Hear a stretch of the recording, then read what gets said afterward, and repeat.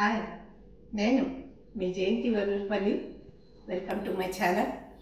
ఈరోజు నా cultural activities గురించి, అంత ముఖ్యంగా డ్రామా సెక్షన్, రేడియో డ్రామాస్ గురించి చెప్పబోతున్నాను. మరి నేను చదివిన ఎస్ఆర్ఆర్ కాలేజీలో చాలా కల్చరల్ యాక్టివిటీస్ వాళ్ళు ఎంకరేజ్ చేసేవారు.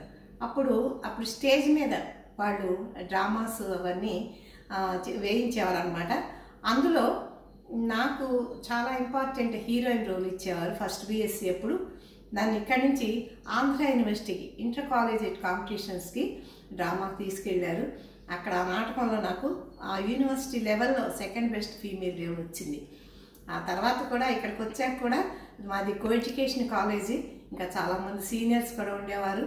అందరం కలిసి ఇక్కడ మసులా డ్రామాటిక్ కాంపిటీషన్కి వెళ్ళాం. అక్కడ కూడా నాకు బెస్ట్ యాక్ట్రెస్ వచ్చింది డ్రామా సెక్షన్లో.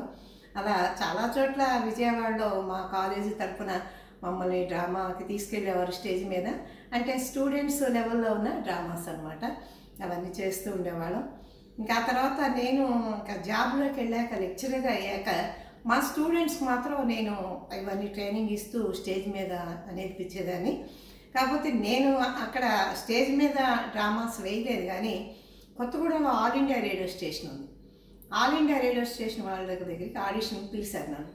ఆడిషన్లో సెలెక్ట్ అయిన తర్వాత అక్కడ దాదాపు 25 డ్రామాస్ చేశాను నేను. ఆల్ ఇండియా రేడియో కొత్తగూడెం నుంచి అవి మొత్తం స్టేట్ అంతా కూడా ప్రసారం అయిందంట.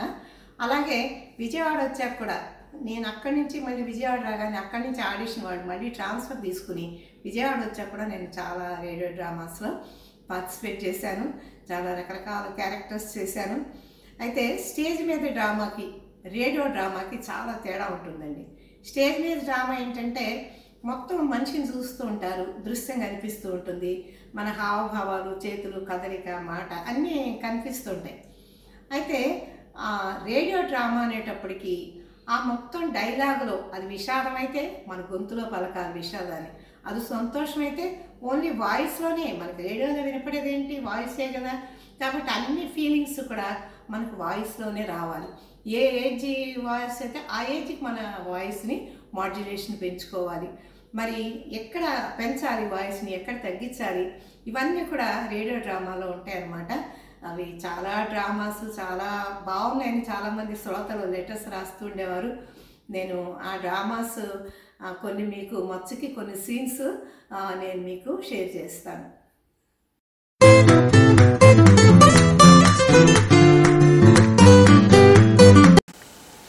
అది సరే, మీ అమ్మగారు ఏమిటి మిమ్మల్ని డాబా మీదకి తీసుకెళ్ళి గుసగుసలాడారు?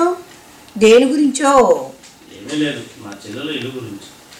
మొన్ననే కదా 50,000 ఇచ్చారు, 6 నెలలు అవ్వలేదు, మళ్ళీ డబ్బా? 50,000 పద్మ, 25,000 కదా ఇచ్చాను. మీరు నాతో అలా చెప్పారు 25,000 అని, కానీ 50,000 ఇచ్చారు. ఆ మాట మీ చెల్లెలే నాతో చెప్పింది. మా చెల్లెలు అలా చెప్పిందా? అలాగే చెప్పింది. ఇక పైన మీరు వాళ్ళకి ఎంత ఇస్తున్నట్టు నాతో చెప్పారో ఆ మాటే మీ అమ్మగారితో చెల్లెలతో కూడా చెప్పండి. నాతో కూడా అలాగే చెప్పమని చెప్పండి. ప్లేడర్లు సాక్షులకు ట్రైనింగ్ ఇస్తారు కదా. అబ్బాబా, ఈ ఆడాళ్ళతో ఇందో బాధ, ఎవరు అబద్ధం చెప్తారో తెలియదు. నీ ఆడాలకు జవాబు చెప్పలేక చస్తున్నాను.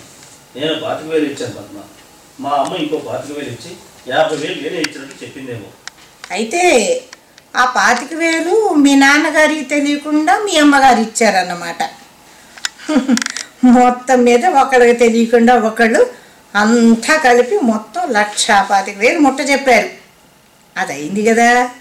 ఇప్పుడు మళ్ళీ డబ్బా? అదే ప్లాట్ బుక్ చేసుకున్నప్పుడు కట్టింది. ఇప్పుడు సెకండ్ ఇన్స్టాల్మెంట్ 5 లక్షలు కట్టాలట. ఓహో, ఇప్పుడు ఎంత వేశారు మీ వాటా? 50,000 ఇస్తే బాగుంటుంది అంటుంది మా అమ్మ. నేను బేరమన్నా. పోనీలే 25,000 నేను బేరమన్నా. పోనీలే 25,000 అయినా ఇవి ఎలాగలా ఉంది. అసలు మీ బావ దగ్గర ఏముందని ఇల్లు బేరం చేశాడు? అదే అర్థం అక్కడ.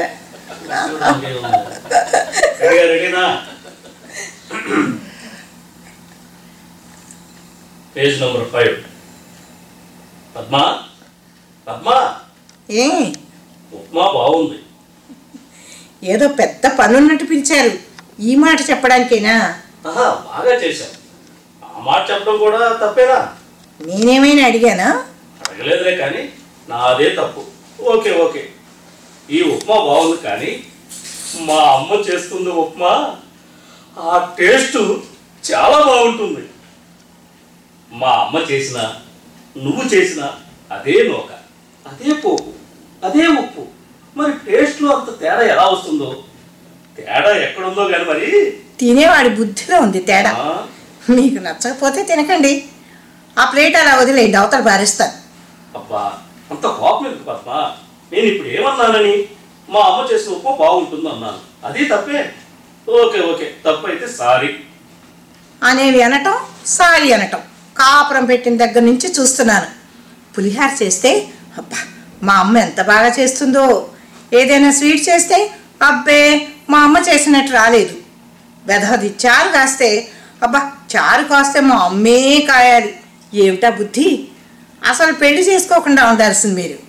ఈ గోల ఎందుకు కానీ మీ అమ్మగారిని రోజు క్యారేజ్ పంపించమనండి. పద్మ, సారీ చెప్పాను కదా. సరే పద్మ, సినిమాకి వెళ్దాం అన్నాను కదా, ఇంకా తయారవ్వలేదే. నేను సినిమాకి రాను, మీరు వెళ్ళండి. పద్మ పద్మ పద్మ, చూడు డియర్, టైం అయిపోతుంది. కమాన్ క్విక్, పద, రావాలి త్వరగా. మీకు అలా అర్థమైందా? మీరు సంపాదిస్తున్నారు కదా అని నేను ఇంత చదువుకుని మంచి అవకాశం వస్తే దాన్ని వదులుకుని చేతులు ముడుచుకుని ఇంట్లో కూర్చుంటే మీ ఒక్క జీతంతో ముందు ముందు మన అవసరాలు ఎలా తీరుతాయి? ఓ ఫ్లాట్ కొనుక్కోవాలి, కారు కొనుక్కోవాలి, రేపు పిల్లలు పుడితే. అందుకే నువ్వు తలకిందులుగా నిలబడి ఆలోచిస్తున్నావు అన్నా. మనకు పిల్లలు పుడుతున్నావు కదా. చూడు పద్మ, మనవి టీచర్స్ ఉద్యోగాలు బ్యాంక్ ఉద్యోగాలు కావు, సాఫ్ట్వేర్ అంటే ఒత్తిళ్ళు, సమస్యలు. ఇద్దరు ఉద్యోగాలు చేస్తే పిల్లలు ఎలా పడతారు చెప్పు? అసంభవం పద్మ. మీరు తలతెక్కగా ఆలోచిస్తున్నారు. నా ఉద్యోగానికి మనకి పిల్లలు పుట్టడానికి సంబంధం ఏంటండి? ఇదిగో కాఫీ తాగండి. నాకు కాఫీ ఎందుకు పద్మ? నేను ఇంకోసారి బతిమాలడానికి ఓపిక తెచ్చుకోవడానికా? నన్ను బతిమాలమని చెప్పానా? నేను మొదటే చెప్పాను సినిమాకి రానని. చెప్పావులే పద్మ, ఇందులో నీ తప్పేమీ లేదు, తప్పంతా నాదే. నువ్వు ఒక్కసారి చెప్పావంటే 100 సార్లు చెప్పినట్లే. ఏదో తెలియక. ఇంకా మీరు అదే మాట? ఏ మాట? అదే నేను జాబులో చేరడం మాట. ఓ నాయనో, నువ్వు ఉద్యోగం చేయడం నాకు ఇష్టం లేదన్నానని ఇప్పుడు సినిమాకి లింక్ పెట్టావా? పోనివ్వండి, మెథవ సినిమా నా సమస్య కంటే ఎక్కువ కాదు. ఇప్పుడు ఉద్యోగం అవుతావు. నేను ఇప్పుడు 50,000 సంపాదిస్తున్నాను, ఇంకా నా పెళ్ళాం కూడా సంపాదించాలనుకోవడం లేదు నేను. ఆహా, అదేం కాదు. ఆడదానికి ఆర్థిక స్వాతంత్రం ఉంటే మీ చెప్పు చేతల్లో అదే చెప్పు కింద మల్లెపూలా పడి ఉండదని ఇదో రకం కుట్ర. నిన్ను నెత్తి మీద దేవతలా చూసుకోవాలని నిన్ను పెళ్లి చేసుకున్నాను. నిన్ను నెత్తి మీద దేవతలా చూసుకోవాలని నిన్ను పెళ్లి చేసుకున్నాను. నువ్వేమో చెప్పు కింద మల్లెపూ అనుకుంటున్నావు. కర్మ. నేను ఒకవేళ ఉద్యోగం చేసి సంపాదిస్తే ఆ డబ్బు ఎప్పుడైనా మా వాళ్ళకి ఇచ్చుకుంటానని కడుపు మంట.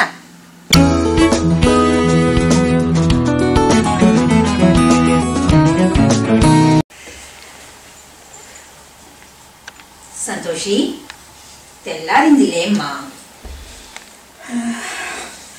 అబ్బా లేస్తానే ఉండమ్మా, 10 నిమిషాలు పడుకోనివ్వమ్మా ప్లీజ్. ఇలా బద్దకిస్తే పరీక్షకి ఎలా తయారవ్వగలవు? ఈసారి నువ్వు 10వ తరగతి పరీక్ష రాయాలని మర్చిపోకు. లేమ్మా లే. నేను 6 గంటలకే అలారం పెట్టుకున్నానమ్మా. చూడు ఇంకా 10 నిమిషాలు ఉంది, అప్పుడే లేపేశావు. అయితే 10 నిమిషాల ముందు లేవకూడదా? శంకరాచార్యుని గుడి కొండపైన ఎంత అందంగా కనిపిస్తుందో. కిటికీ తెచ్చాను, కళ్ళు తెరిచి బయట ప్రకృతిని చూడు తల్లి.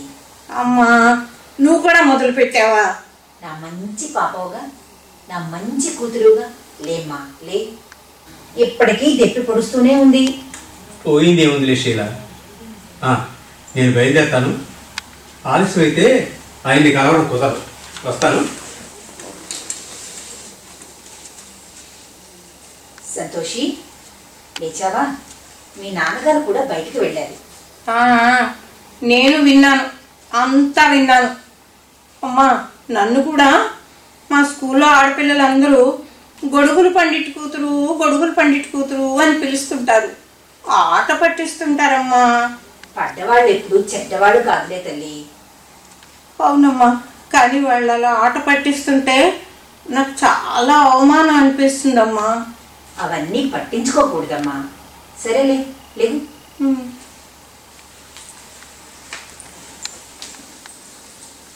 ఊళ్ళో ఎవరు కొడుకు కొనుక్కోవాలన్నా ఇక్కడికే కదా వస్తారు.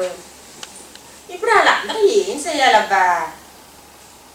అజీజ్ బాబు, నువ్వు ఎప్పటి నుంచో ఇక్కడే వ్యాపారం చేస్తున్నావయ్యే. నిజమే బి, రేపటి నుంచి వాళ్ళు టంకీ కూడా వస్తారు బి.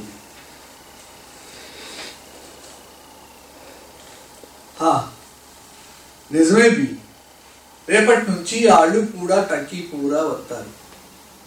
ఎంత దూరమని అక్కడ కొత్తగా తెరిచే దుకాణంలో గొడుగులతో పాటు టార్పాన్లు మొదలైనవి కూడా అమ్ముతాం. చూశారు కదండి రేడియో రికార్డింగ్ ఎలా ఉంటుందో. ఎవరి మైక్ ముందు వాళ్ళు నిలబడతారు, ఎవరి పేపర్ వాళ్ళు తీసుకుంటారు. పేపర్ చప్పుడు అవ్వకూడదు, ఎక్కడ ఏమాత్రం చప్పుడైనా మళ్ళీ రీటేక్. మరి డైలాగ్ డెలివరీలో ఒకటి మిస్టేక్ చెప్పారనుకోండి, మళ్ళీ మొత్తం అందరూ మళ్ళీ చెప్పాల్సి వస్తుంది. కాబట్టి చాలా కాషస్గా మరి డైలాగ్స్ చెప్తూ ఉంటారు. రికార్డింగ్ అంతసేపు కూడా ప్రతి ఒక్కరు కూడా నెక్స్ట్ డైలాగ్ ఏంటి, మనదే వస్తుంది డైలాగ్ అని చెప్పి కాషస్గా చేస్తారనమాట. అందరూ కూడా కృష్ణా జిల్లా తర్వాత ఎక్కడెక్కడో అన్ని ప్రాంతాల నుంచి కూడా వాళ్ళు వచ్చారు విజయవాడలో. మరి వాళ్ళందరూ కూడా పరిచయాలు అయ్యారు. సో ఈ డ్రామాస్ చేస్తుంటే నిజంగా చాలా హ్యాపీగా అనిపిస్తుంది. ఆ క్యారెక్టర్లోకి మనం వెళ్ళిపోవటం, ఆ రోజులో ఉండి ఆ పక్కన ఆ మిగతా వాళ్ళ గురించి మన అనుబంధం గురించి యాక్ట్ చేయటం, ఇవన్నీ చాలా బాగుంటుందండి. చాలా ఎంజాయ్ చేశాను నేను. ఇప్పటికీ రేడియో డ్రామాస్ ఇంకా వేస్తూనే ఉంటాను. ఈసారి మళ్ళీ నా రేడియో డ్రామా వచ్చినప్పుడు మీకు రికార్డింగ్ చేసి యూట్యూబ్ చేస్తాను. Okay, enjoy. Thank you. మళ్ళీ నెక్స్ట్ వీడియోలో మళ్ళీ కలుద్దాం. మీ జయంతి వల్లూరుపల్లి.